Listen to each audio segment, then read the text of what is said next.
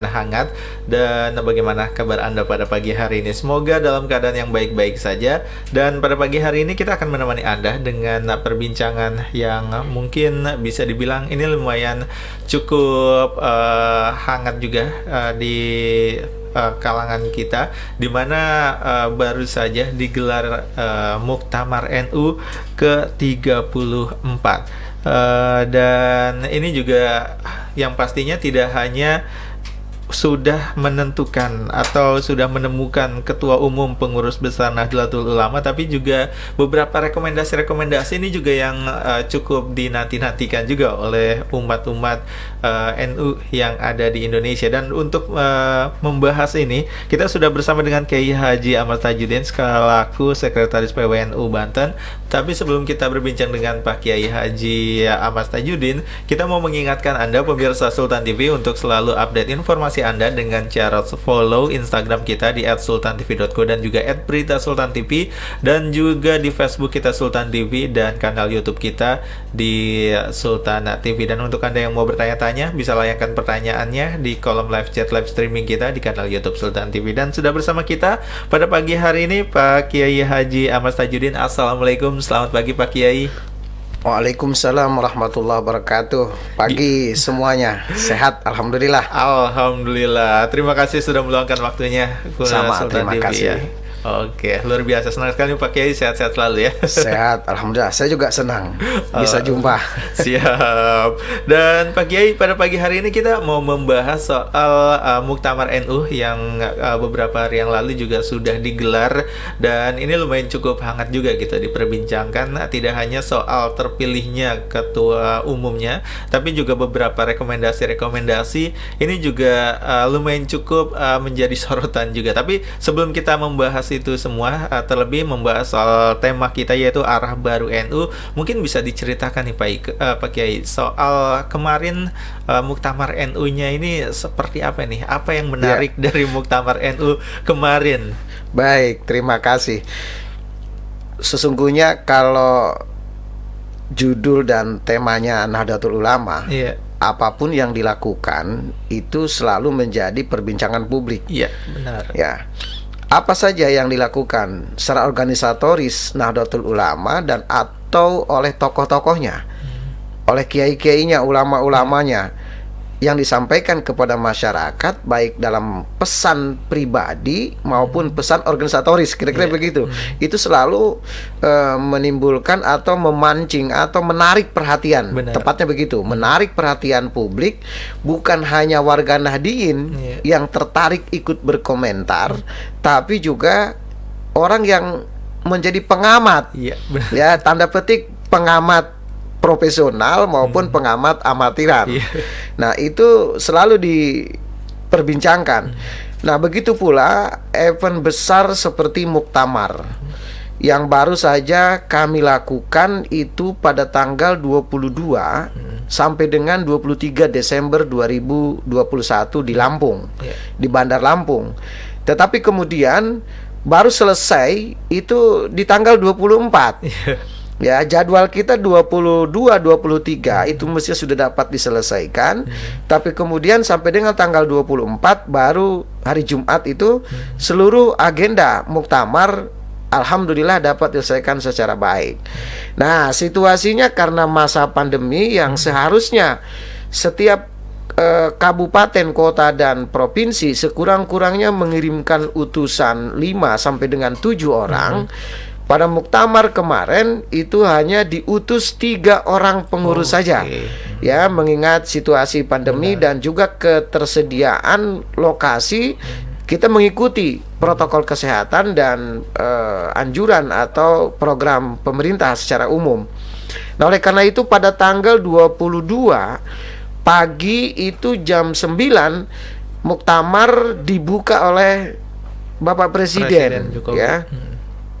Oleh Pak Jokowi dan juga dihadiri oleh Wapres Pak Profesor Dr. K.J. Ma'ruf Amin, lengkap dengan Ibu Negara.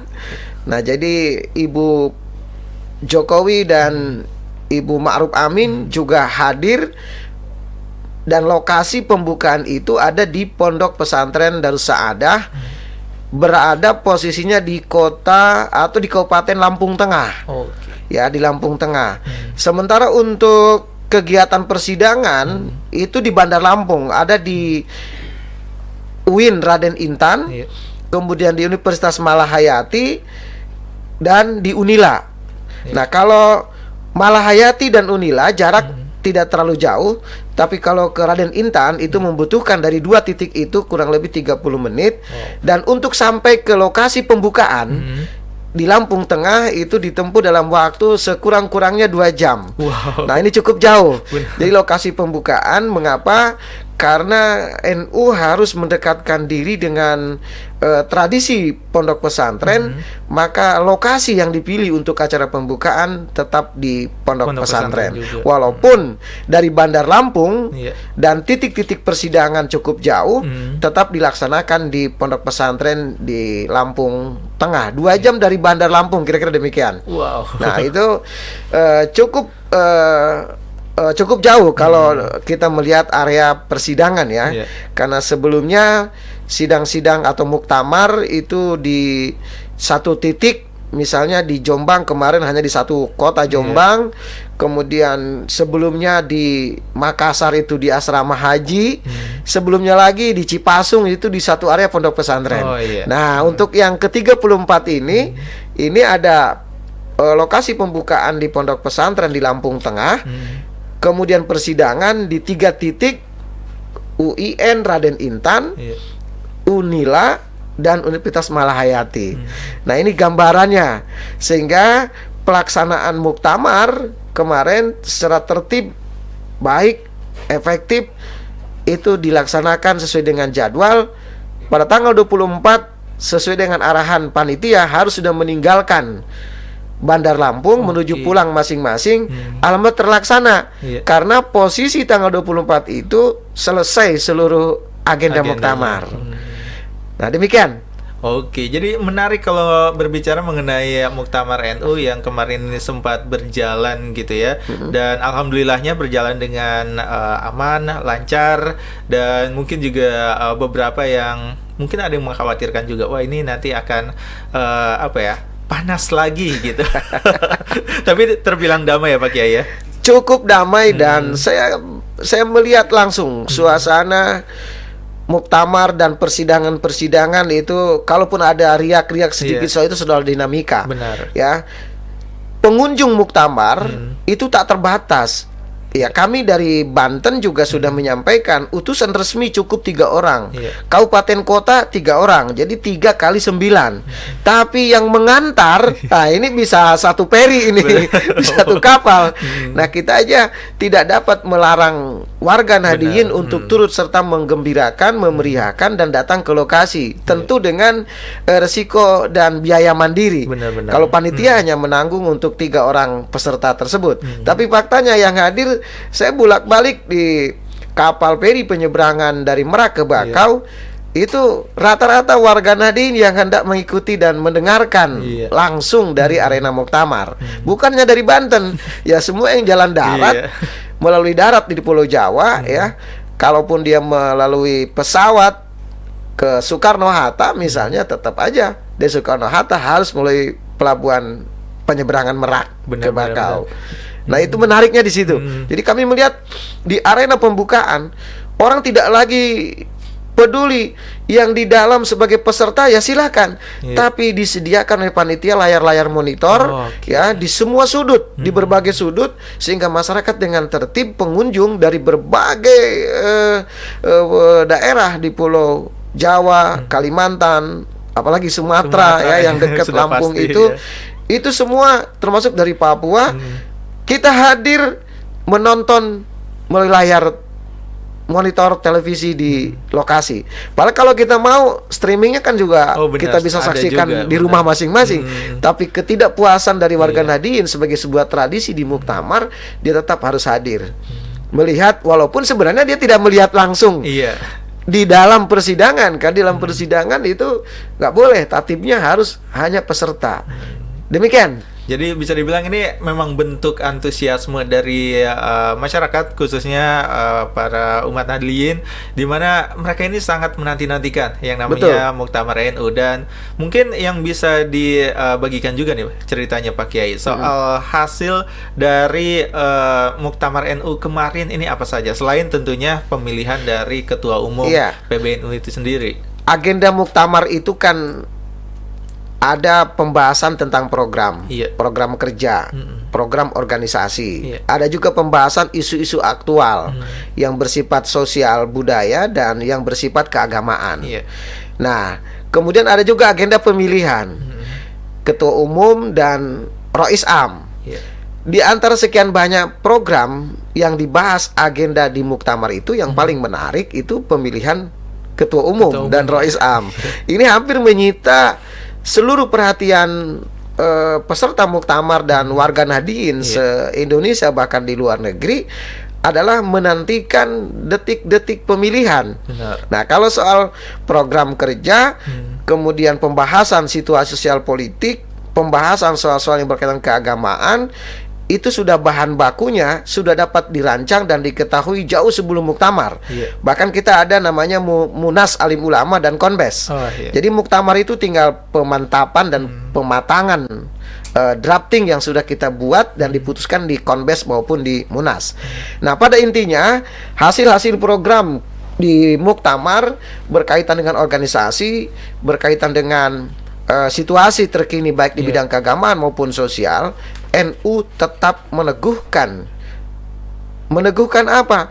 Meneguhkan komitmen kebangsaan yang tidak lagi bisa ditawar dalam keadaan apapun, bahwa NU sejak didirikan dan negara Indonesia sejak didirikan oleh warga Nahdliyin, tokoh-tokoh ulama dulu dan berbagai komponen masyarakat lain, komitmen kebangsaan, ideologi negara Pancasila, Undang-Undang 45 ini tidak dapat diganggu-gugat oleh siapapun. NU mempertegas soal itu dari setiap muktamar. Itu kita tegaskan itu semua. Mengapa? Situasi terkini Indonesia membutuhkan satu platform ideologi yang dapat diterima oleh semua pihak, dan NU akan mengawal itu. Pancasila, Undang-Undang Dasar 1945. Adapun hal lain berkaitan dengan rekomendasi dalam istilah lain tausiah itu disampaikan secara internal maupun kepada pemerintahan, tetap berpedoman kepada ADART Nahdlatul Ulama. Jadi tidak ada yang luar biasa. Ya, hanya penegasan dan peneguhan komitmen kebangsaan NU terhadap negara bangsa ini. Saya kira itu. Nah, yang paling menarik dari semua itu dari sisi pembahasan adalah arah kebijakan umum. PBNU ke depan dengan nahkoda baru. Benar. Nah, apapun yang dilakukan pengurus besar Nahdlatul Ulama, tentu sebahagian besar itu pengaruh dari ketua umum terpilih dan pengaruh dari Rois Am terpilih. Itu sangat besar dan signifikan terhadap perjalanan kebijakan umum PBNU ke depan 5 tahun yang akan datang. Nah, oleh karena itu tadi sudah disebut agar tidak terjadi tanda petik pemanasan-pemanasan yang tidak yang tidak baik, maka sudah 2 kali muktamar. Pertama Muktamar Jombang yang ke-33 dan Muktamar kemarin 34 di Bandar Lampung, pemilihan Rois Am itu ditetapkan melalui Ahlul Halli wal Aqdi, disingkat AHWA. Nah, AHWA, Ahlul Halli wal Aqdi ini diterjemahkan kurang lebih sebagai tim formatur. Nah, para ulama se-Indonesia, para kesepuhan, semua memilih menetapkan 9 orang ulama terkemuka, ulama berpengaruh, al-alamah. Demikian para ulama, 9 orang dipilih ditetapkan sebagai tim formatur. Nah, kemarin mekanismenya demikian. Setelah terpilih, mekanismenya 9 orang tim formatur, dalam bahasa NU Ahlul Halli wal Aqdi, maka yang 9 orang itu bermusyawarah menetapkan, memilih, memutuskan siapa di antara 9 orang itu yang cocok, yang pas, sesuai persyaratan menjadi Rois Am. Nah, kemarin 9 itu diantaranya ada Profesor Kiai Ma'ruf Amin, Profesor Dr. Kiai Haji Ma'ruf Amin, ada Kiai Haji Marbun, ada Kiai Haji Mustafa Bisri, ada Kiai Haji Miftahul Akhyar, ada Kiai Haji Jainal, dan lain-lain. 9 orang terpilih dan menetapkan Bapak Al-Mukarram Kiai Haji Miftahul Akhyar sebagai Rais Am. Nah, Rais Am ini pemimpin tertinggi ya di dalam Nahdlatul Ulama. Nah, terpilih, selesai, kemudian Rais Am Kiai Haji Miftahul Akhyar menerima pilihan tersebut, kemudian dilanjutkan pada proses pemilihan ketua umum. Nah, ini kita lihat dinamika yang paling tinggi di ketua umum. Benar.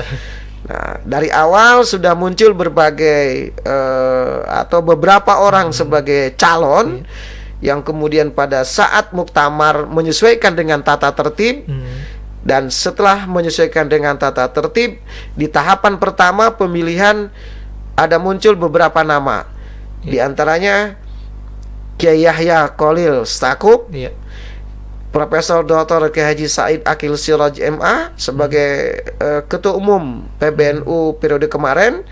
Kemudian ada juga yang memperoleh suara 17 kurang lebih, itu Kiai As'ad Ali. Dan kemudian ada juga yang memperoleh 1 suara dari Jawa Timur, dan ada 1 suara yang dianggap tidak sah. Nah, sehingga total pada tahapan pertama muncul sesuai dengan persyaratan tatib hanya 2 orang yang dapat maju menjadi calon ketua umum. Nah, kalau tadi masih balon, bakal calonnya. Bakal calon. Nah, setelah ditetapkan 2 orang, yaitu Kiai Khalil, Kiai Yahya Khalil atau Gus Yahya, kemudian Profesor Said Akil, maka 2 orang ini perlu mendapatkan persetujuan dari Rais Am terpilih, Kiai Haji Miftahul Akhyar, sebagai pemimpin tertinggi yang baru saja terpilih. Nah, ini mekanisme.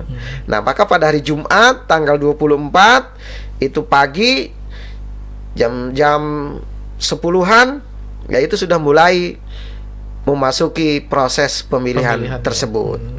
Nah, akhirnya setelah mendapat persetujuan dari Kiai Miftahul Akhyar sebagai Rais Am terpilih, 2 orang sebagai calon ketua umum, dilaksanakan prosesi pemilihan oleh seluruh peserta muktamar. Itu tempatnya di Aula GSG Raden Intan, UIN Raden Intan, Lampung. Nah, itulah saya kira proses pemilihan. Tinggal nanti bagaimana arah kebijakan umum. Nah, coba ini kita satu persatu kita sampaikan, ulas ya. Kita coba lihat ke depannya, setidaknya selama 5 tahun ke depan ini akan seperti apa nih arah perjalanan NU dengan ketua umum barunya. Tapi akan kita bahas nanti setelah jeda nih Pak Kiai tentunya. Dan untuk Anda pemirsa Sultan TV yang juga mungkin ingin ikut berinteraksi dengan kita, ikut ngobrol bareng soal arah baru NU ini bisa langsung layangkan pertanyaannya di kanal YouTube Sultan TV. Tapi yang pastinya kita akan kembali lagi usai jeda. Pastikan Anda tetap bersama kami di talk show Bincang hari ini.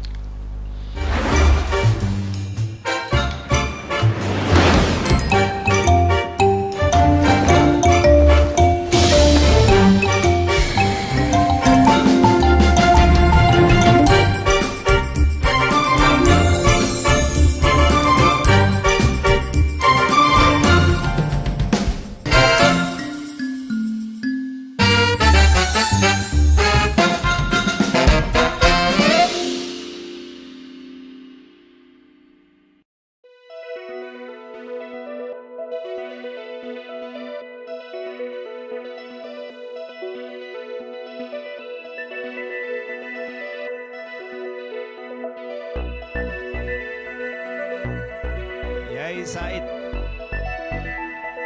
Gus Yahya, Gus Yahya, Kiai Said.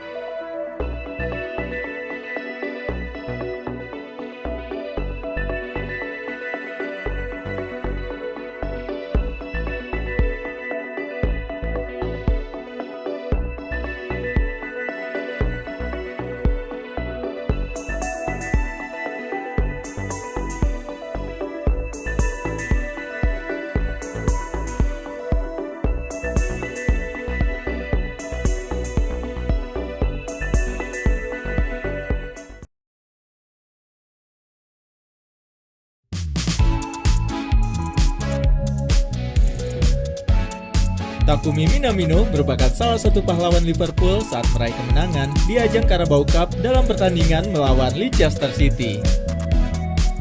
Penyelesaian Minamino di masa injury time melengkapi comeback The Reds melawan anak asuh Brendan Rodgers dalam pertandingan yang kemudian dimenangkan Liverpool dalam adu penalti. Di luar kemampuannya mengolah si kulit bundar, Minamino ternyata pernah memecahkan Guinness World Record. Minamino mengaku pernah menjadi pemegang rekor dunia Guinness untuk tos paling banyak dalam 1 menit. Prestasi tersebut diraih saat pemain berusia 26 tahun itu bermain di Jepang pada Januari 2014. Namun, ia yakin rekor tersebut telah dipecahkan oleh orang lain.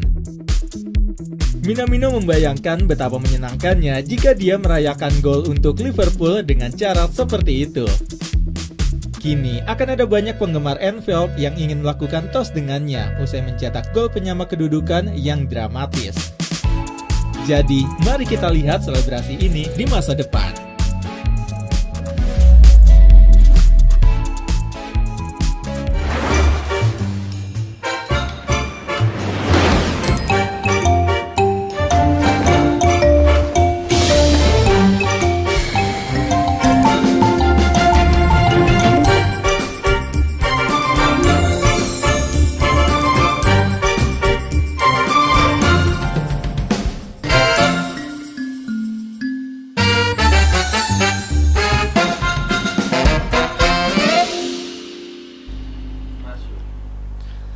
Baik, terima kasih pemirsa Sultan TV untuk Anda yang tetap bersama kami di Talk Show Bincang hari ini, di mana pada pagi hari ini kita masih bersama dengan Bapak Kiai Haji Ahmad Tajuddin, di mana kita akan berbincang-bincang mengenai arah baru NU ini pasca Muktamar.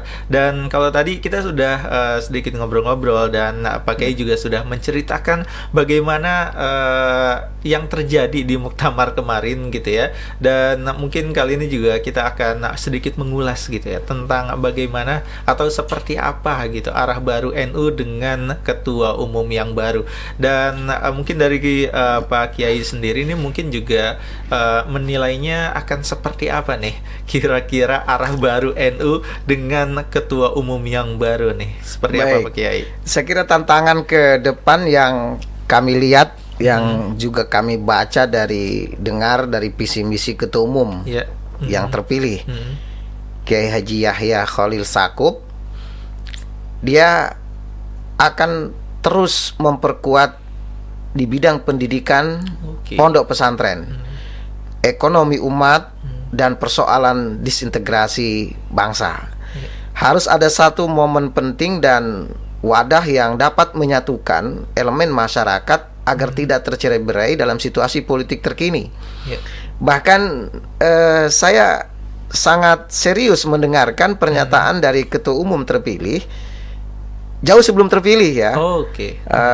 Dalam visi misi dia sampaikan bahwa di 2024 di bidang politik dia tidak mengesankan tidak akan ada calon presiden dari PBNU. Nah ini kita tantang. Apakah nanti ke depan Gus Yahya dapat mewujudkan itu? Karena godaan politik kan di setiap saat berubah dan mungkin saling sangat menggoda lah kira-kira begitu. Nah, sebelum terpilih Gus Yahya itu sudah ada pernyataan bahwa ya di 2024 ke depan nanti itu tidak ada capres-capresan, kira-kira begitu. Ya, capres cawapres lah ya. Nah, ini kita lihat dinamikanya. Apakah Gus Yahya sanggup mewujudkan itu? Dengan tantangan yang sangat berat, godaan-godaan itu pasti ada di setiap tikungan, bahkan di setiap jalan yang lempeng. Nah, ini harapannya. Nah, di bidang ekonomi, keterpurukan umat yang saat ini kita sangat berasa itu sebagian besar dialami oleh warga Nahdlatul Ulama. Nah, ini tantangan berat buat pengurus atau ketua umum terpilih ke depan, bagaimana melakukan upaya-upaya itu agar masyarakat NU khususnya ya tidak lagi dilabeli sebagai kaum mustadafin. Nah, ini tantangan ke depan dan itu juga sudah dirancang oleh Gus Yahya. Dalam beberapa kesempatan beliau menyampaikan penguatan di bidang ekonomi. Kemudian di bidang sosial, di bidang sosial dan budaya. Ke depan NU didukung oleh hasil-hasil muktamar dan rekomendasi, tidak lagi menyoal. Ini Gus Yahya apalagi punya latar belakang itu. Apakah tradisi dan budaya masyarakat dapat diakomodir di lingkungan Nahdlatul Ulama? Ini sudah sejak lama. Budaya, produk manusia sebagai produk tertinggi kebudayaan manusia itu, selama tidak bertentangan dengan ajaran Islam yang pasti, ya, yang qat'iyyu dilalah, maka NU mengakomodir itu. Dapat dilakukan, dan ini mendapat pertentangan tentu dari sebagian atau sekelompok masyarakat yang utamanya bukan dari warga Nahdlatul Ulama.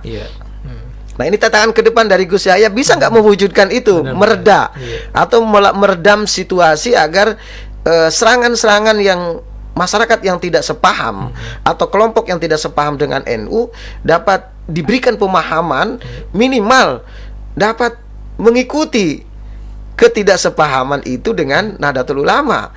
Nah, hari ini kita faktanya setiap orang bebas berbicara, bahkan mengolok-olok satu sama yang lain. Bahkan tokoh-tokoh NU menyampaikan statement pembicaraan atau menyampaikan pernyataan apapun, ada kelompok-kelompok yang khusus untuk menanggapinya secara negatif.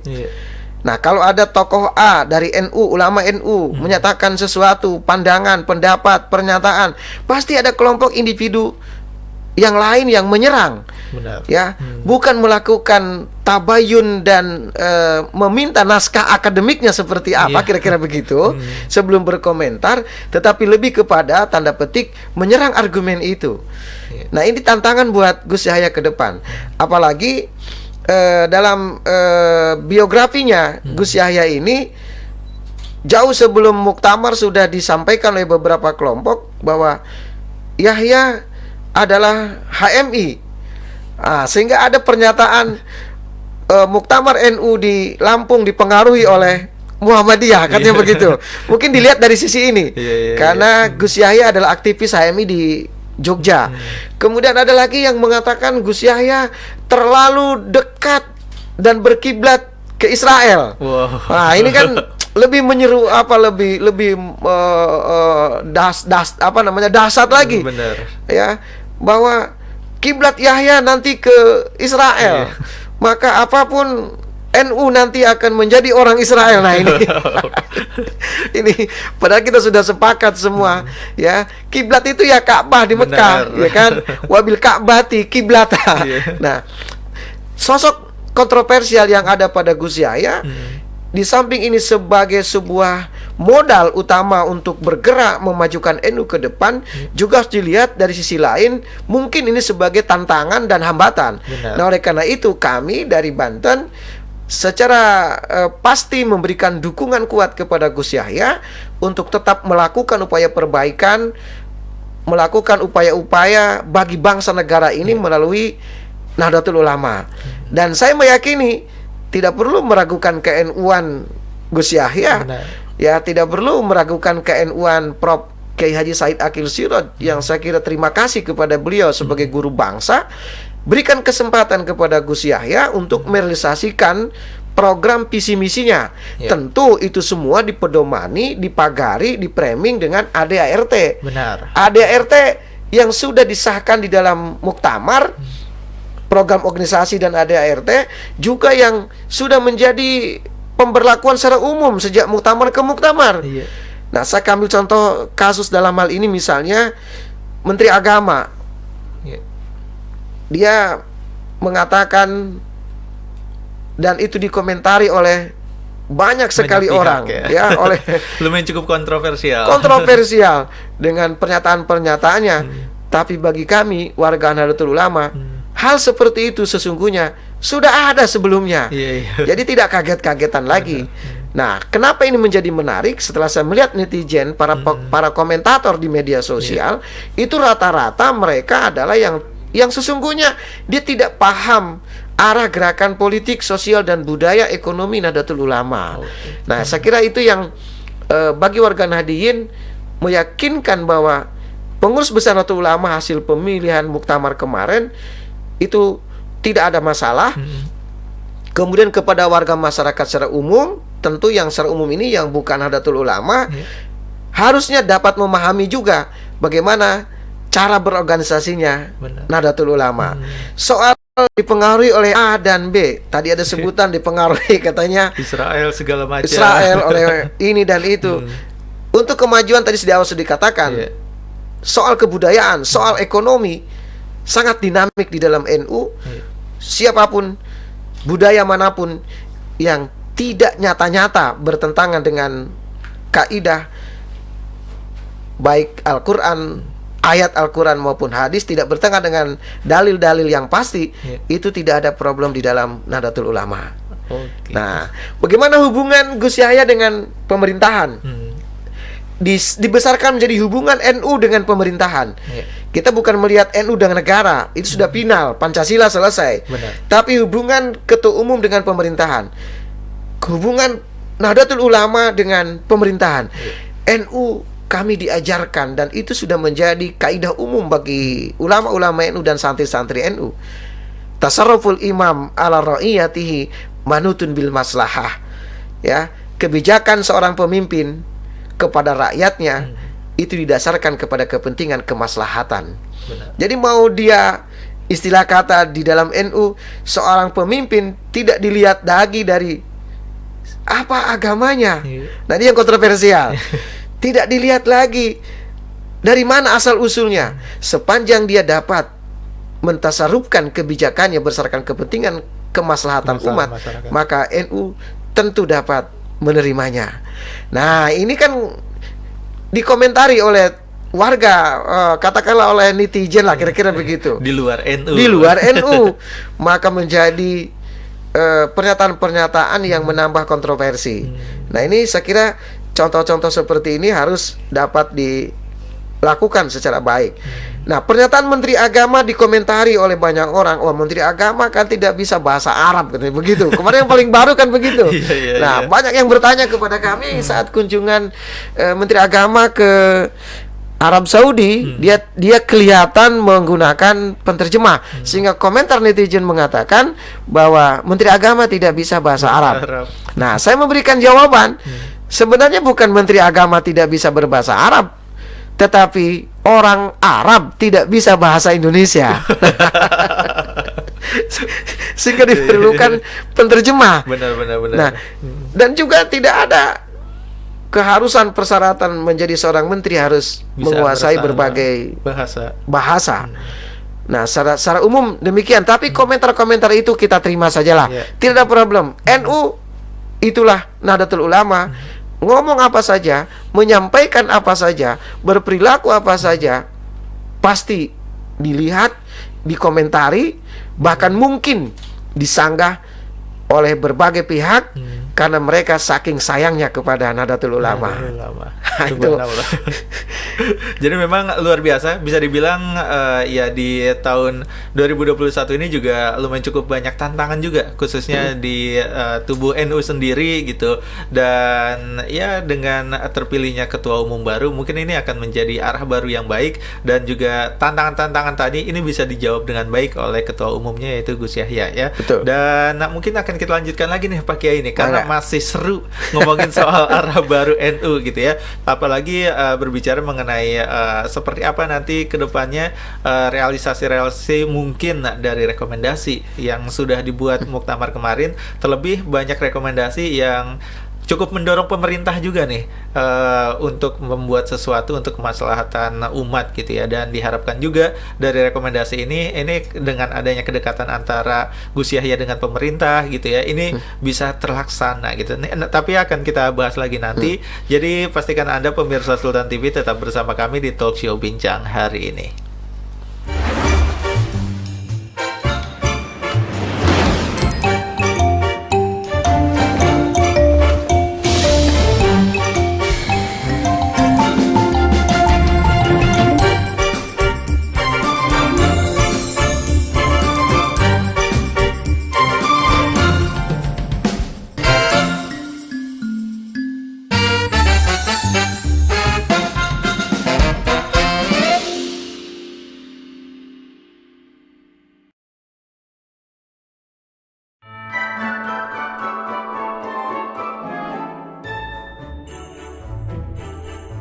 Setiap perayaan yang penting pasti memiliki ciri khasnya masing-masing, termasuk perayaan Natal. Saat Natal tiba, banyak berbagai tradisi yang dilakukan dan beragam menu masakan yang disajikan. Di Indonesia, terdapat pula beragam makanan Natal khas Nusantara dari berbagai daerah. Hidangan andalan tersebut wajib ada saat malam Natal. Berikut 3 sajian Natal khas Indonesia. Babi panggang karo. Babi panggang karo merupakan kuliner khas suku Karo, Sumatera Utara. Kuliner ini kerap hadir sebagai menu Natal masyarakat Karo. Berbeda dengan babi panggang biasa, babi panggang Karo memiliki irisan daging yang lebih tipis dan disajikan dengan daun singkong dan kecombrang yang telah dihaluskan. Terdapat pula saus khusus yang diracik dengan paduan darah babi dan berbagai rempah untuk mendampingi babi panggang karo. Ayam kodok. Eits, jangan terkejut dengan nama kuliner Natal khas Indonesia yang satu ini. Cara membuat ayam kodok sendiri terbilang cukup sulit. Maka tidak heran jika ayam kodok dianggap sebagai sajian istimewa. Ayam kodok dibuat dengan mengeluarkan jeroan ayam tanpa merobek kulit ayam itu sendiri. Lalu daging ayam kemudian diolah dengan menambahkan daging sapi dan tentunya bumbu lain. Hasil olahan tadi kemudian digiling dan dimasukkan kembali ke dalam ayam yang masih utuh tadi. Menarik bukan? Kue popor cheese. Di Ambon terdapat camilan khas yang kerap disajikan saat Natal. Kue ini diadaptasi dari kue khas Belanda bernama kue popor cheese. Bentuknya seperti pancake, namun berukuran lebih kecil sehingga kerap disebut pancake mini. Sajian kue popor cheese Ambon ini berbahan dasar tepung terigu, kuning telur, baking powder, susu cair, mentega, dan garam. Namun, kerap ditambahkan potongan labu kuning ke dalam adonannya. Cara membuat kue ini yaitu dengan menggunakan wajan yang alasnya berlubang-lubang kecil.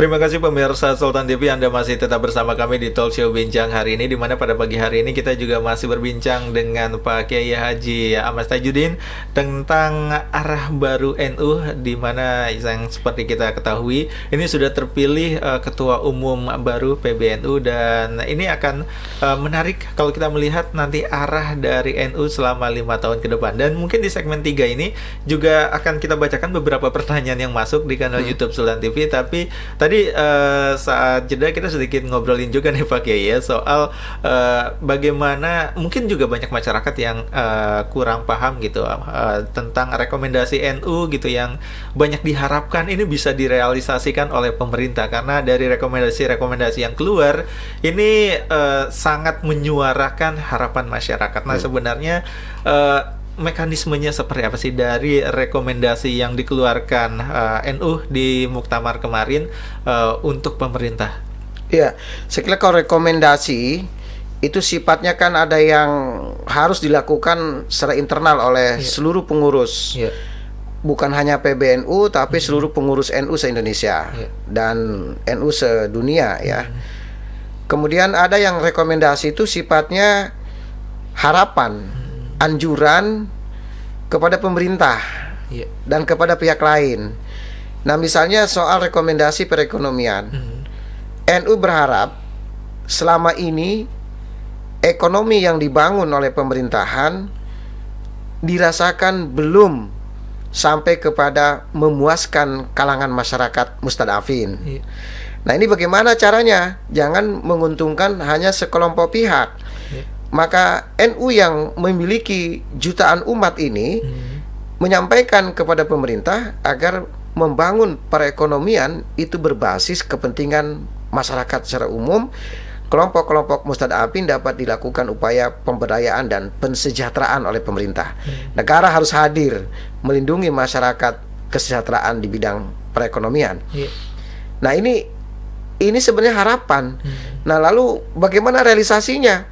Ya tentu yang punya kebijakan di bidang perekonomian pemerintah. Benar. Nah, lalu bagaimana kalau rekomendasi ini katakanlah abai atau tidak dilakukan oleh para pihak, dalam ini oleh pemerintah misalnya, ya tentu NU dengan jutaan umat ini yang nanti dikomandoni oleh komandannya dengan ketua umum terpilih dan Rois Am, itu memiliki hitung-hitungan bahwa 5 tahun yang akan datang jutaan umat NU ini harus diajak berbicara. Nah, saya kira itu masalahnya. Nah, sekarang kita punya wapres, nah kan gitu. Benar. Wakil Presiden Republik Indonesia Bapak Profesor Dr. K.J. Ma'ruf Amin, tentu beliau adalah pemerintahan saat ini sebagai umaro. Nah, oleh karena itu rekomendasi-rekomendasi NU di bidang ekonomi, di bidang sosial, dan penetapan-penetapan di bidang keagamaan itu dapat dilaksanakan oleh Pak Wapres sekaligus merepresentasi kepentingan umat NU dan umat yang lainnya. Nah, ini harapan saja sebenarnya. Nah, kalau yang dimaksud dengan rekomendasi yang dilaksanakan oleh pengurus NU sampai ke tingkat ranting, itu yang bersifat kewajiban pedoman organisasi, ya sesuai dengan ADART, itu bagian dari yang harus dilakukan. Misalnya pembenahan mekanisme dan sistematika pengelolaan administrasi di PBNU. Selama ini sudah mapan dan lain-lain, tapi tetap di era digital seperti ini itu diperlukan orang-orang yang ahli dan tangguh untuk menjalankan program keorganisasian di PBNU sampai ke wilayah, kabupaten, kota, dan ranting. Nah, yang agak keteter adalah program-program yang berkaitan dengan kesekretariatan. Ya kan? Kesekretariatan saat ini kan ada yang masuk tidak secara fisik lewat media, lewat email, WhatsApp, dan lain-lain. Kadang tersambung secara baik, kadang kurang baik tersambungnya. Kemudian proses fisik dianggap sangat lambat dan membutuhkan waktu. Maka ke depan PBNU tidak boleh ketinggalan modernisasi di bidang administrasi organisasi. Nah, ini menjadi tugas ketua umum dan tentu dengan perangkat lainnya, karena saat ini sekjennya belum tersusun, siapa yang menjadi komandan kesekretariatan dan lain-lain. Ini semua adalah ada di tanggung jawab ketua umum terpilih dan kita nanti lihat ke depan. Nah, sekali lagi, hubungan rekomendasi yang disampaikan oleh PBNU dengan sedemikian banyak pointer-pointer itu bentuknya adalah harapan dan perjuangan PBNU untuk dapat melaksanakan kegiatan tersebut atau rekomendasi tersebut. Saya kira itu, Pak. Secara umum demikian. Secara umum seperti itu. Ya, tidak satu persatu. Ya, rekomendasi satu persatu karena sifatnya ini disampaikan secara umum. Ada yang harus dilakukan oleh pemerintah, ada yang harus dilakukan oleh pengurus besar Nahdlatul Ulama dan PW, PC serta warga Nahdien secara umum. Oke, jadi diharapkan juga mungkin beberapa rekomendasi yang sangat menyangkut umat yang ada di Indonesia. Mudah-mudahan sih rekomendasi ini benar-benar bisa terrealisasi. Itu yang kita harapkan. Di bidang ekonomi, bidang pendidikan. Ya, NU sudah mulai membangun ratusan perguruan tinggi.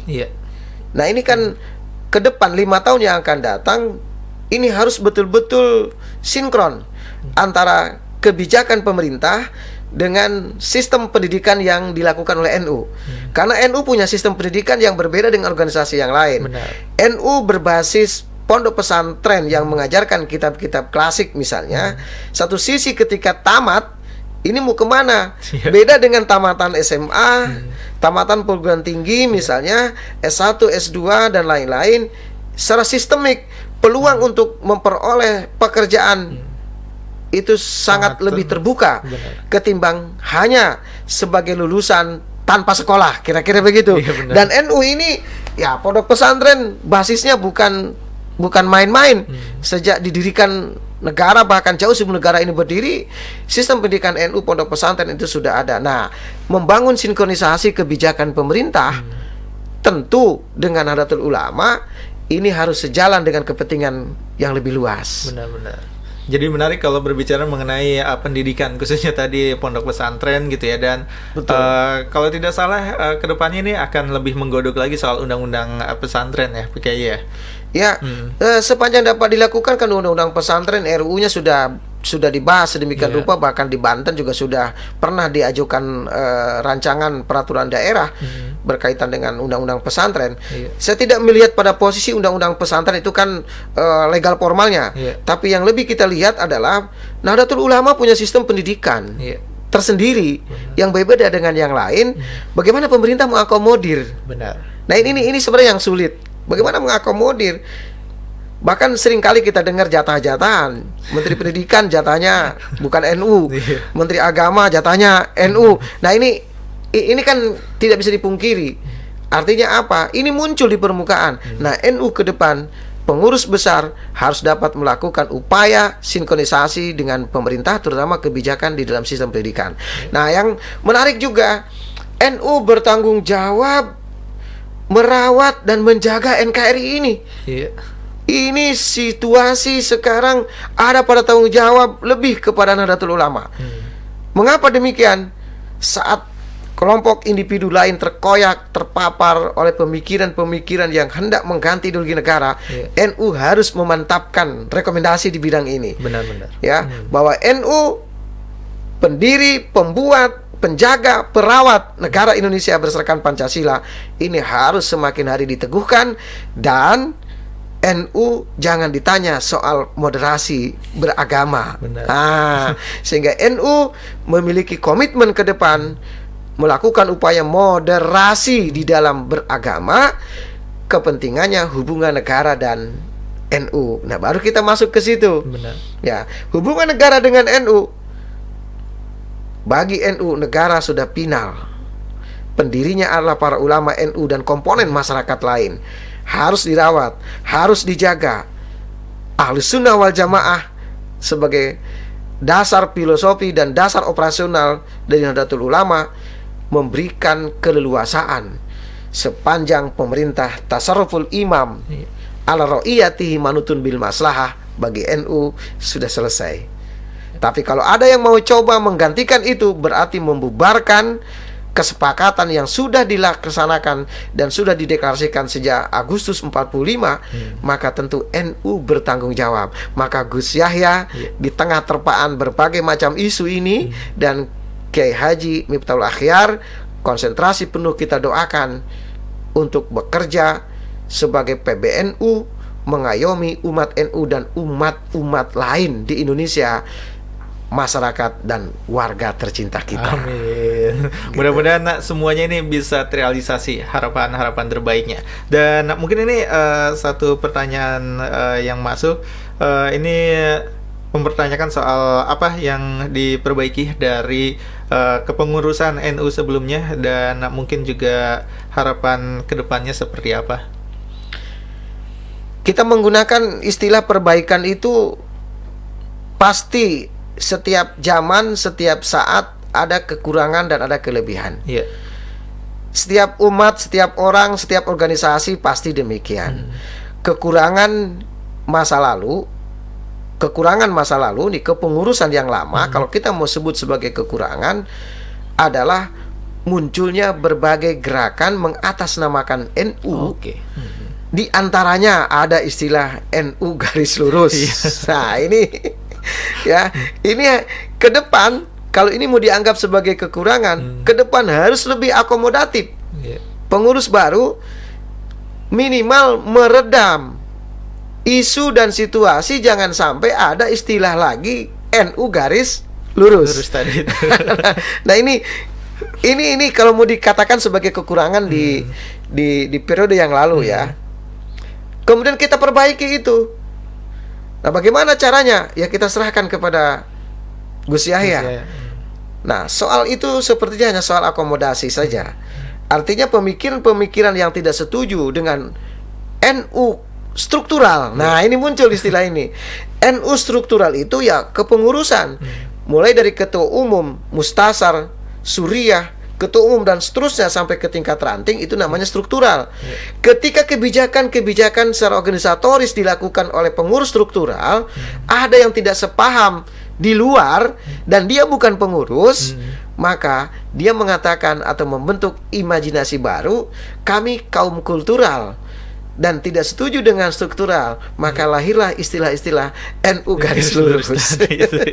Dia hatinya NU, dia mungkin amaliyahnya NU, dia perbuatannya NU, tapi secara organisatoris dia tidak setuju dengan kebijakan PBNU. Nah, ke depan Gus Yahya punya tugas memperbaiki itu, jangan sampai ada muncul terjadi lagi kelompok atau warga Nahdliyin tidak setuju dengan kebijakan organisasi, membentuk tanda petik tandingan sebutan NU, padahal NU ya tidak ada NU garis lurus, NU ya NU. Hanya satu. Dan itu yang harus menjadi perbaikan kita ke depan. Ya, saya kira Gus Yahya dapat mengantisipasi dan dapat melakukan hal tersebut. Kemudian kelebihannya, kita acungi kelebihan dari kepengurusan PBNU yang sebelumnya adalah bagaimana dia melakukan counter pemikiran kepada siapapun kelompok-kelompok yang anti pemerintahan, yang anti negara, terorisme, radikalisme, yang selalu memaparkan narasi-narasi keagamaan. NU dapat membentenginya, dan Prof. Said Akil Siroj telah melakukan upaya counter opini dan counter ayat-ayat. Saya mengatakan demikian, counter narasi, propaganda bahwa NU tidak seperti itu. Kalaupun ada orang mengaku NU tapi bernarasi-narasi berbeda, nah, kelebihan dari pengurus yang lama itu mampu melakukan penegasan bahwa NU tidak dapat diobang-ambingkan ke kiri maupun ke kanan, moderat. Dan argumennya cukup kuat. Dan Prof. Said Akil Siroj serta seluruh pengurus besar Nahdlatul Ulama pada periode kemarin adalah orang-orang yang berkompeten di bidang itu dan menguasai di bidangnya masing-masing, sehingga NU dapat dikenal di berbagai pelosok dunia, bahkan bertambah pengurus NU di luar negeri dari berbagai negara. Nah, ini kelebihan yang harus kita apresiasi.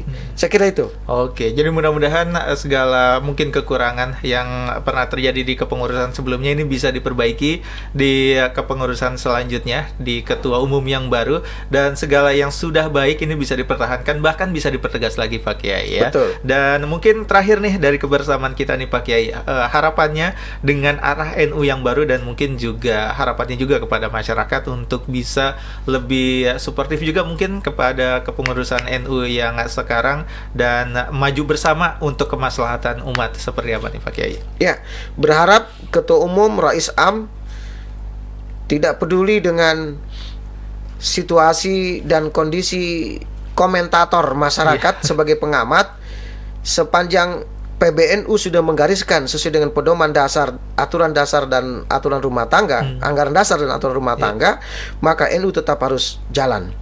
Ya, NU harus tetap eksis, dan NU tetap komitmen kebangsaan, bukan hanya untuk warga Nahdlatul Ulama, tapi mengayomi seluruh warga masyarakat, seluruh latar belakang agama dan budaya.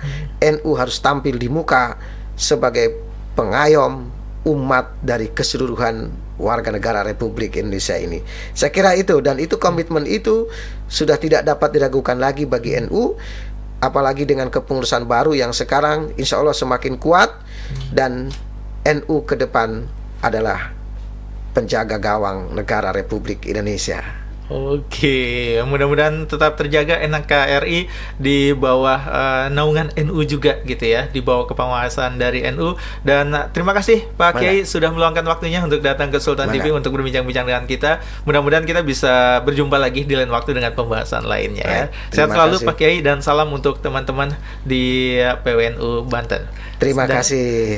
Oke. Assalamualaikum warahmatullahi wabarakatuh. Waalaikumsalam. Dan itu dia pemirsa Sultan TV TV, perbincangan kita pada pagi hari ini bersama dengan Pak Kiai Haji Ahmad Tajuddin tentang pembahasan kita pada pagi hari ini, yaitu arah NU pasca Muktamar. Mudah-mudahan dari perbincangan kita pada pagi hari ini bisa membuka wawasan kita juga dan juga memberikan harapan baru khususnya untuk NU dan juga kemaslahatan umat seluruh masyarakat Indonesia tentunya ya. Dan kita akan berjumpa lagi di episode selanjutnya, di edisi selanjutnya. Akhir kata saya Ben Oktario undur diri bersama kerabat kerja yang bertugas pada pagi hari ini. Akhir kata wassalamualaikum warahmatullahi wabarakatuh dan sampai jumpa.